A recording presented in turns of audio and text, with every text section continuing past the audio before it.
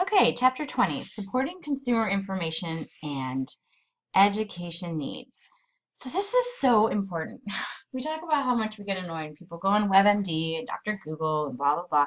So we need to figure out people's health literacy and support our consumers so they get good education. Look, people are going to look up stuff about their health, and it's healthy. We want them to do that, but we want them to get the right information, okay?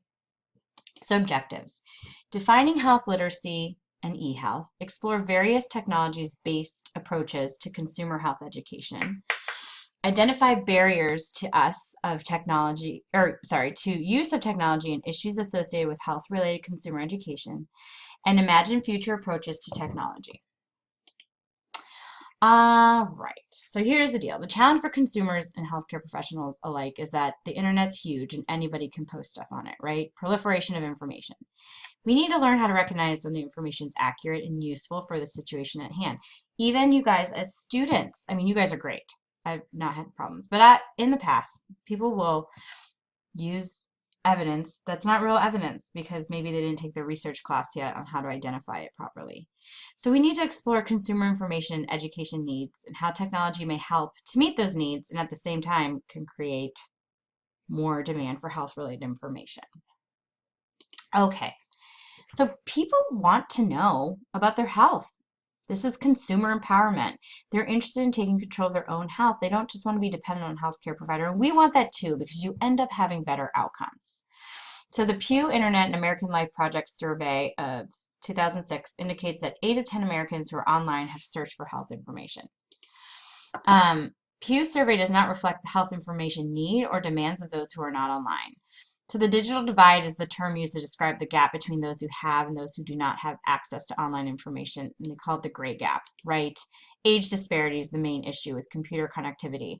So fewer persons over age of 65 actually use technology than those younger age. But still, hey, my grandma's constantly Googling stuff about her heart, and then she tells me things all the time. I heard Plavix causes cancer. I'm like, oh my gosh, Grandma, take your Plavix. Anyway, so Misson and Cook discuss the potential impact that technology-based health information dissemination can have on the no-do gap in developing countries.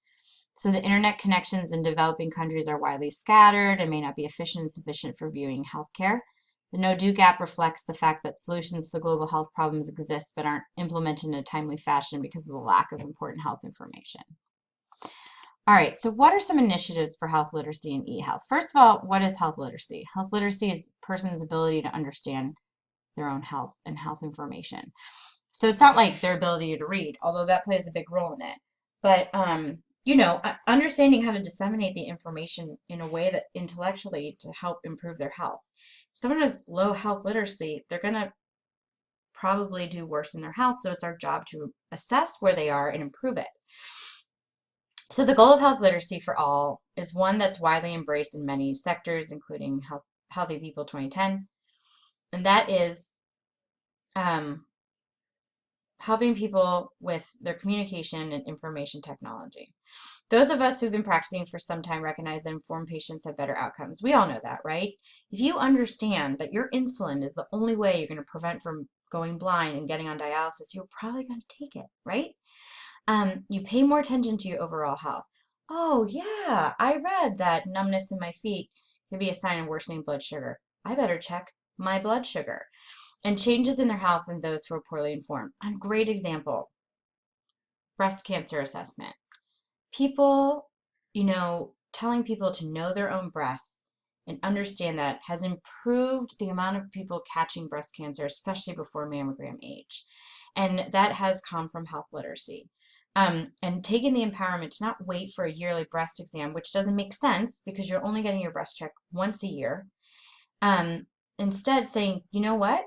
The best way to check for breast cancer or the best way to check for testicular cancer is check yourself. Teenagers always laugh when they come into my office and I'm like, you need to check your scrotum all the time for abnormalities. I can't tell you exactly how it's going to feel because it's going to be different in everyone, but you just have to know what it feels like and then know it's not normal. And these young men laugh. They're like, doctor, even though I'm not a doctor, they call me that. Are you telling us that it's okay to do this? And I'm like, well, I'm just telling you it's okay to check your scrotum. I'm not telling you anything else. So Healthy People 2010 defines health literacy as the degree to which individuals have the capacity to obtain, process, and understand basic health information and services and need to make appropriate health decisions. So they know where to go to get information, how to process, and understand the information to make an appropriate health decision. So, do you want a colonoscopy? Nope. Great. We'll go home and think about it. Okay. Now, you want to understand to what degree this person is going to go home and think about it. Are they going to ask their friend who has never heard, or the only thing they've ever heard of a colonoscopy was that it's awful? Are they going to Google it and see a bunch of different things on colonoscopies, the good, the bad, and the especially what's most important to understand is untrue? Do they understand what you're talking about when you say there's a risk of this? And all they hear is, oh my gosh, there's a risk of this anesthesia and I'm probably going to die. Why would you even suggest I use this? Versus benefit. So you got to understand where your patient is in terms of health literacy so that they can make informed decisions. So the eHealth initiative was developed to address the growing need for managing health information and to promote technology as a means of improving health information exchange, health literacy, and healthcare delivery. So one approach is to have patient education information stored electronically. So we use that all the time, right? We have printed out stuff that we can give to our patients. There's education classes with expert practitioners, so we teach diabetic stuff. The other thing too is I suggest websites to my patients all the time. They're going through menopause. I'm like, get on the North America Menopause Association because it's not just for providers. They have a patient section. The American Diabetes Association website is awesome. They have two sides to it, and the same with the CDC. I'll show them those websites. I'll tell them, Google that website. That is going to be the most objective information.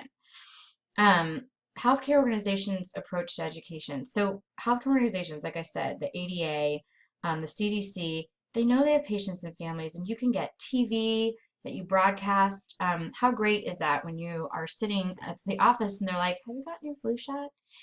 Some people will ask for their flu shot. I love the commercials on the pneumonia shot because people are asking for it. They're getting it now because of that commercial. But there's a caution, right? You want, just because the information made available doesn't mean that people are participating. So you have to make sure that you're still getting that information across. You can't say, well, I had it in my waiting room. Dynamic websites of organizations. So most offer physician search capabilities, e-newsletter, call center tie-ins, but there has to be a sincere commitment to keep information current and accessible. So if you're going to have, if your hospital is going to have a website, which many do, you want to make sure that, you know, it's easy to use, aesthetically pleasing, and that you're keeping up with current data. Obviously promoting health literacy in school-aged children. Okay, so this is the big thing. I get patients still to this day, they're young, who don't understand how STDs are spread because it's not being promoted in schools. The idea about healthy exercise and healthy nutrition, sometimes that doesn't get promoted in schools, and that's why school health is so important. So promoting health literacy at a young age is really important. Quest is an interdisciplinary in that it requires reading comprehension, critical thinking, presentation, and writing, so that core skills and health literacy skills are learned in a single assignment. And these are websites that help older school-aged children understand their health. Nurses and other healthcare providers need to embrace the internet as a source of health information for patient education and health literacy. Patients are increasingly turning there for instant information about their health maladies. So the Health on the Net Foundation describes certification and accreditation symbols that identify trusted health sites. So that's also important. You can show that to your patients. And they give you the two most common symbols to look for. So we'll look Health on the Net symbols together. So copy. Okay.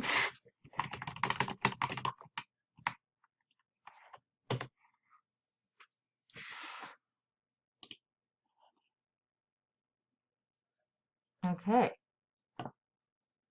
So look, even this, let's look at it as patients, okay? What is health on the net, right? So they're going to talk about help you make sure you find the right tools. And let's look for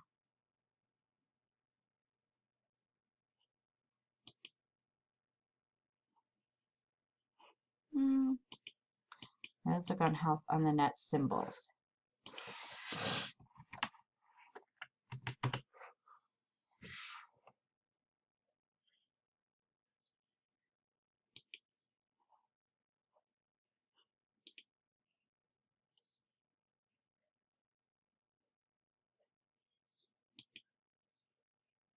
So you can go in to databases this way. So pretty cool, right? Patient education. The Pew survey indicates that nearly 75% of online searchers do not check the data at the source. That's so important. The U.S. National Library of Medicine and National Institute of Health sponsor Medline Plus, so that's a good one for patients. And so, you know, there's podcasts out there, there's YouTube videos. You want to make sure your patients are using the right ones. All right, so that's it for this section.